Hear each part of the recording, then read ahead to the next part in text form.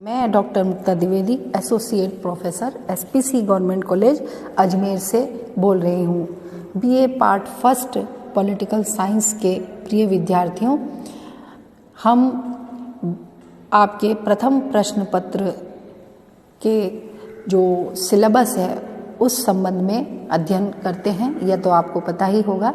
हम राजनीति शास्त्र में राजनीतिक सिद्धांत के संबंध में अध्ययन कर रहे थे। तो राजनीतिक सिद्धांत के संबंध में हमने पिछले अध्ययन में ये देखा था कि राजनीतिक सिद्धांत की दो धाराएं देखने को मिलती हैं। एक तो आदर्शवादी धारा और दूसरी आनुभाविक धारा। आदर्शवादी जो धारा है राजनीतिक सिद्धांत की, उसको राजनीति विज्ञान में परंपरावादी राजनीतिक सिद्धांत के नाम से भी जाना जाता है और आनुभाविक राजनीतिक सिद्धांत की धारा को आधुनिक राजनीति विज्ञान में आधुनिक राजनीतिक सिद्धांत के नाम से जाना जाता है। परंपरावादी राजनीति विज्ञान में मुख्य रूप से मानकात्मक दृष्टिकोण पर बल दिया जाता है, नॉर्मेटिव दृष्टिकोण पर बल दिया जाता है और इसलिए इसको मानने वाले जो राजनीतिक सिद्धांत शास्त्री हैं वो दार्शनिक हैं और दार्शनिक से ही लगते हैं। लेकिन आधुनिक राजनीति विज्ञान में मुख्य रूप से व्यवहारवादी या एम्पेरिकल या अनुभव पर आश्रित सिद्धांत पर जोर दिया जाता है और राजनीतिक सिद्धांत शास्त्री इसलिए राजनीतिक वैज्ञानिक जैसे लगते हैं। तो सबसे पहले हम देखेंगे कि परंपरावादी जो राजनीतिक सिद्धांत हैं उन्होंने राजनीति विज्ञान को किस तरीके से देखा। परंपरावादी राजनीति विज्ञान को हम प्राचीन काल से ही देखते आ रहे हैं और ये एक बहुत प्राचीन विषय के रूप में राजनीति विज्ञान को समझने का प्रयास करते हैं।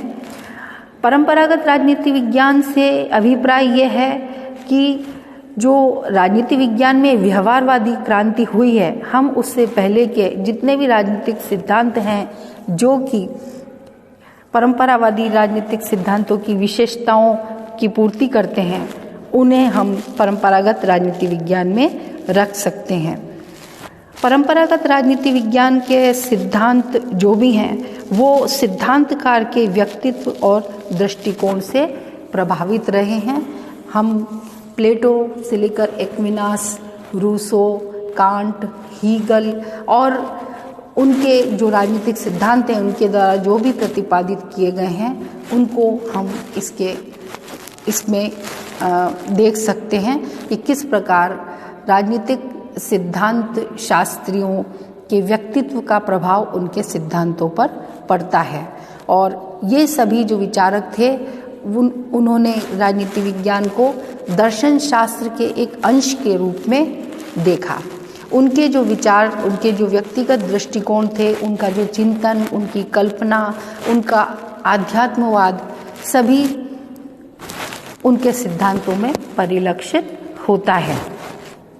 राजनीति विज्ञान की अगर हम परिभाषाएं देखें तो भी हमें परिभाषाओं के देखने से पता चलता है कि किस तरह से उनके जो विचार हैं वो परंपरागत तरीके को फॉलो करते हैं, परंपरागत तरीके से वो उन चीज़ों को देखते हैं।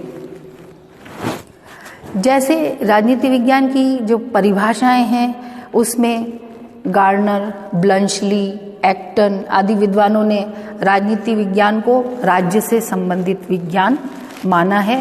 तो इस दृष्टि से राजनीति विज्ञान को उन्होंने माना है कि राजनीति विज्ञान राज्य एवं सरकार के अध्ययन का विषय मात्र है।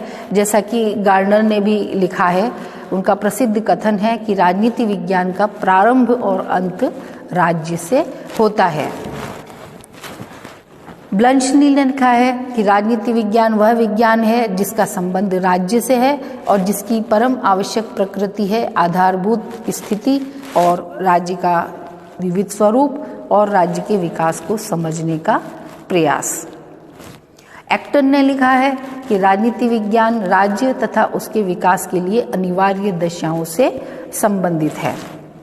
इसके बाद में जो कुछ परंपरावादी राजनीति शास्त्री थे, उन्होंने अपने विचारों में थोड़ा परिवर्तन किया और उन्होंने माना कि राजनीति विज्ञान राज्य के स्थान पर सरकार का अध्ययन है, और उन्होंने कहा कि राज्य तो केवल एक अमूर्त इकाई है और इसके बजाय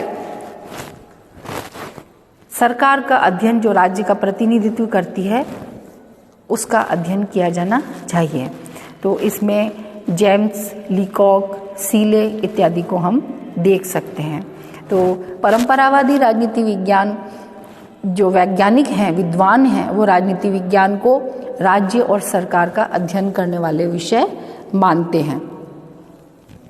परंपरागत राजनीति विज्ञान के अध्ययन पर जो बहुत ज़्यादा प्रभाव पड़ा है वो है दर्शन, इतिहास और जो लॉ है, विधि शास्त्र है, उन सब का प्रभाव राजनीति विज्ञान, परंपरागत राजनीति विज्ञान के जो अध्ययन है उन पे हमको देखने को मिलता है।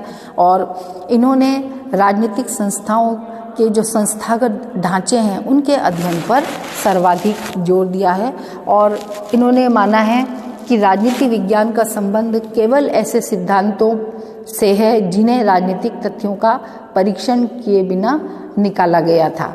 तो राजनीति विज्ञान जैसे विषय को राज्य और सरकार के संकुचित दायरे में मानने के कारण जो इसे हम परंपरागत दृष्टिकोण कहते हैं।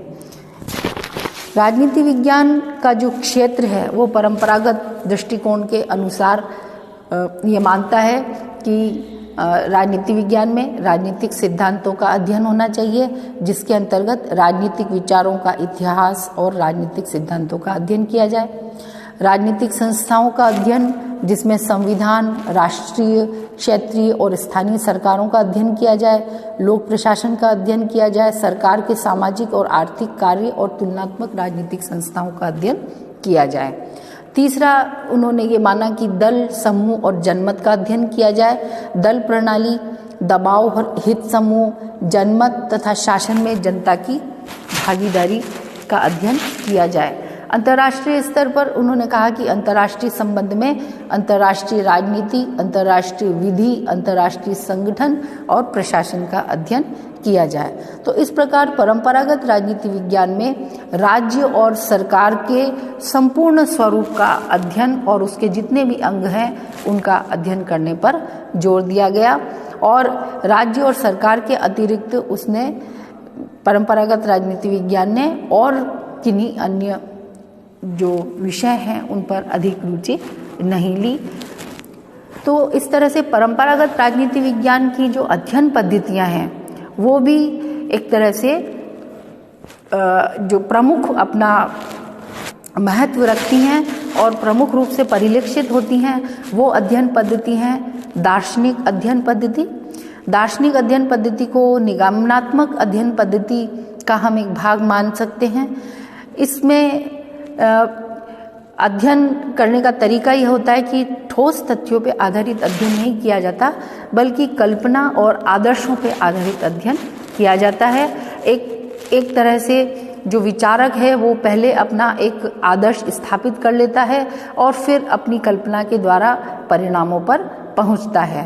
प्लेटो, Thomas More, Rousseau, Hegel, green, बोसांके, इन सब को हम इस तरह के प्रतिपादकों में रख सकते हैं। तो इस तरह की जो अध्ययन पद्धति होती है उसको हम दार्शनिक पद्धति कहते हैं, और ये परंपरागत राजनीति विज्ञान की अध्ययन पद्धतियों की एक प्रमुख पद्धति है, एक प्रमुख तरीका है। दूसरा जो परंपरावादी राजनीति विज्ञान की अध्ययन पद्धति है वो है ऐतिहासिक अध्ययन पद्धति। ऐतिहासिक अध्ययन पद्धति में उन्होंने राजनीति विज्ञान की जो सामग्री है वो इतिहास से ली है। राजनीतिक संस्थाएं, राजनीतिक आदर्श, सिद्धांत और जो भी राजनीति की प्रॉब्लम्स या समस्याएं हैं उनकी जड़ें उन्होंने इतिहास में खोजने का प्रयास किया है। जैसा कि लास्की ने लिखा है, राजनीति विज्ञान का अध्ययन राज्यों के इतिहास में अनुभवों के परिणामों को इकट्ठा करके लिखने का प्रयास ही होना चाहिए। और मैकियावेली, बोदा, मॉन्टेस्क्यू, बर्क, इनके जो सिद्धांत हैं उसमें हमें ऐतिहासिक दृष्टिकोण का प्रयोग करके सिद्धांत निर्माण जो किया है उन्होंने, वो हमें देखने को मिलता है। तीसरी राजनीति विज्ञान की अध्ययन पद्धति जो है परंपरागत राजनीति विज्ञान की, वो है तुलनात्मक पद्धति। सबसे पहले तुलनात्मक पद्धति का प्रयोग अरस्तु ने किया था और उन्होंने अपनी पॉलिटिक्स नामक पुस्तक में 158 संविधानों का कंपैरेटिव स्टडी की थी, तुलनात्मक अध्ययन किया था, और उन्होंने क्रांतियों के कारणों और उनको रोकने के क्या उपाय हो सकते हैं इसका निरूपण किया। और इस पद्धति का उपयोग करने वालों का उद्देश्य ये होता है कि वो विभिन्न संस्थाओं के इतिहास को देखें, वर्तमान समय में देखें और उनका तुलनात्मक अध्ययन करें और फिर उस संबंध में नियमों और सिद्धांतों का निर्धारण करें।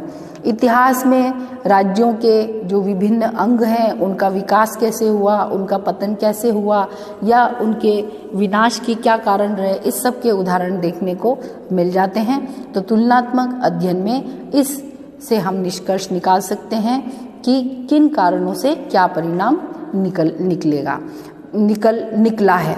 तो इस तरह से मॉन्टेस्क्यू, लॉर्ड ब्राइस, डी टॉकविले ने इस पद्धति का प्रयोग किया है।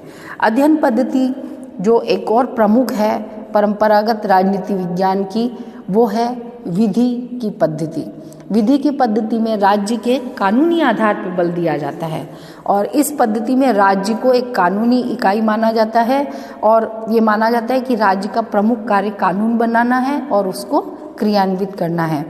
यह जो विधि पद्धति है ये राजनीतिक संस्थाओं का अध्ययन संवैधानिक कानून के परिप्रेक्ष्य में करती है और इस पद्धति के समर्थकों में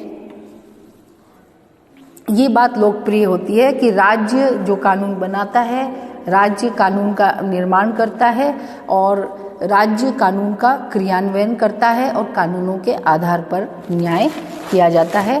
तो सरकार के जो अंग हैं वो कार्यपालिका, व्यवस्थापिका और न्यायपालिका हैं।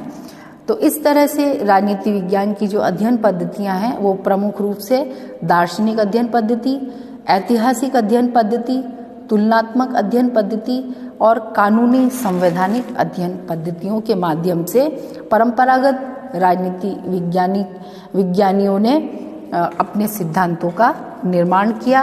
तो इसके कारण से जो राजनीतिक सिद्धांत थे वो और जो राजनीतिक अध्ययन किए गए वो वर्णनात्मक रहे और अपरिष्कृत रहे, क्योंकि वो व्याख्यात्मक और विश्लेषणात्मक नहीं थे जैसा कि वर्तमान समय में किया जाता है। व्यवहारवादी क्रांति के बाद में राजनीति विज्ञान ने भी जो आनुभविक पद्धतियों को अपनाया, उस तरीके के अध्ययन परंपरागत राजनीति विज्ञान में नहीं पाए गए और इसमें जो कानून सम्मत हैं, औपचारिक संस्थाएं हैं, उनके अध्ययन पर ज़्यादा जोर दिया गया, उन्हीं का वर्णन किया गया।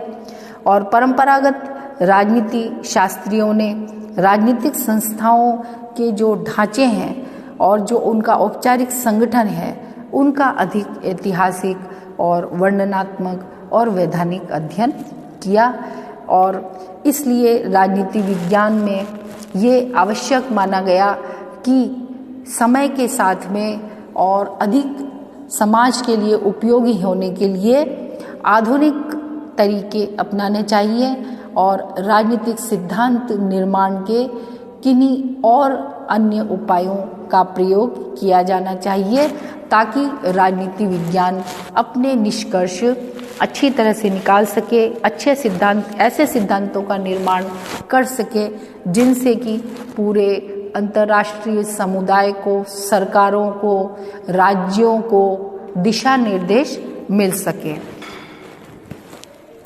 तो इस तरह से राजनीति विज्ञान में परंपरागत अध्ययन पद्धति से आधुनिक अध्ययन पद्धति की ओर बढ़ा गया और ये माना गया कि राजनीति विज्ञान को अगर अपने आप को बदलते हुए समय के साथ में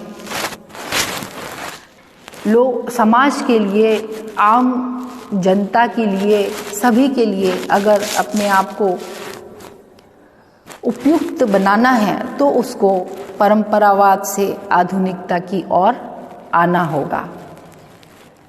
और इसके कारण ही राजनीति विज्ञान में आनुभविक सिद्धांतों पर बल दिया गया। तो इस तरह से हम देखते हैं कि राजनीतिक सिद्धांत की, परंपरावादी राजनीतिक सिद्धांत की भी कुछ विशेषताएं रही हैं। ये विशेषताएं हैं कल्पनात्मक और आदर्शवादी राजनीतिक सिद्धांतों के निर्माण की, क्योंकि इसमें चिंतन शैली आदर्शी सिद्धांत के निर्माण में ही योगदान दे सकती है, क्योंकि आदर्श पर ज़्यादा जोर दिया जाता है, जिनका जीवन के ठोस तत्वों से कोई विशेष संबंध नहीं होता है।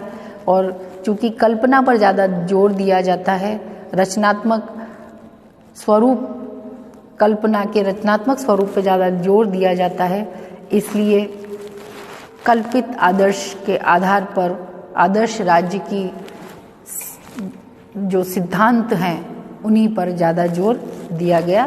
तो परंपरागत राजनीति विज्ञान जो है उसको कल्पनात्मक और आदर्शवादी सिद्धांतों पर आधारित राजनीति विज्ञान भी कहा गया।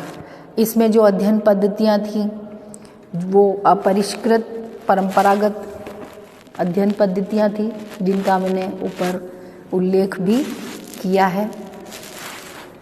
नैतिकता और राजनीतिक मूल्यों को पर ज़्यादा जोर दिया गया, इसमें उपदेशों पर ज़्यादा जोर दिया गया और क्या होना चाहिए, और नैतिकता पर ज़्यादा जोर देकर राजनीति का नीति शास्त्र से घनिष्ठ संबंध बनाया गया।